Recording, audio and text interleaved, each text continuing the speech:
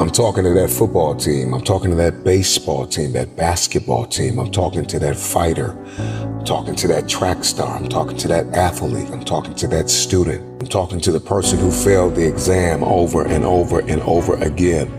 I'm talking to that individual who feels as though all hope is lost, who feels as though they gave it their all.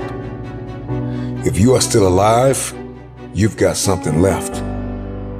You still think failure is final. You're gonna learn to change the movie that is playing in your head. And the moment that you stop thinking that failure is final and you shift your perspective and you understand that failure is a lesson learned, it is at that very moment that you can break out of the prison of fear. Because this is what happens when we fail, when we fall, fear creeps in. Fear sedates us. Fear immobilizes us. Fear tells us that we're inflexible, we're incapable. Fear tells us that we're irresponsible. Fear tells us that we don't want it bad enough. Fear imprisons us. I'm getting out of this place. You can't hold me here any longer. Fear says if you get up now and you try it again, you'll fail again. So stay here with me. Fear is moody and resentful and lazy and self-condemning. And your future hinges on these two words. If you will listen, these two words can be your passport out of the prison of fear. If nobody has told you this, let me tell you now.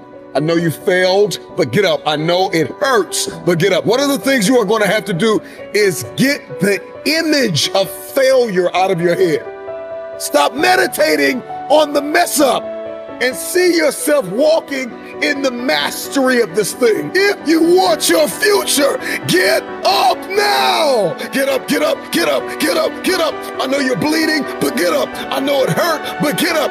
I know you disappointed people that believed in you, but get up and try again, try again, try again. Right where you are, I want you to see it differently. And this time you understand where your weaknesses are. This time you understand your vulnerabilities. I need you to see this thing. You gotta see this thing. Failure is not final. If you can see failure differently, then the whole game changes. Now the world is your classroom because now you're seeing failure differently. If you're gonna get up and try this thing again, 4 things you gotta know right now. Hear me loud and clear. Snap out of it. Snap out of it, snap out of it, snap out of it, snap out of it. Stop telling yourself you're not good enough. Stop telling yourself you don't have what it takes. Snap out of it, snap out of it. Stop telling yourself you will fail if you try again. Snap out of it. Get up and give it everything you have. A lot of us don't get up and try again because we keep playing the failure over again and again and again. And this is why you continue to fail, because that's all you see. And the moment that you change the motion picture in your head and you see something different, now you no longer see the mess, you no longer see the madness, you no longer see the trauma, you see the triumph, you see what is possible, you see that you have what it takes because you saw where you failed, and now you can see, okay, now failure positions us to be instructors for the future. You become a better thinker and a better problem solver. Failure spawns creativity, motivation, and tenacity. Show me somebody who has achieved greatness. And if you pull up their past, I promise you'll see some failures and some lessons learned. But what happened? Failure became their instructor.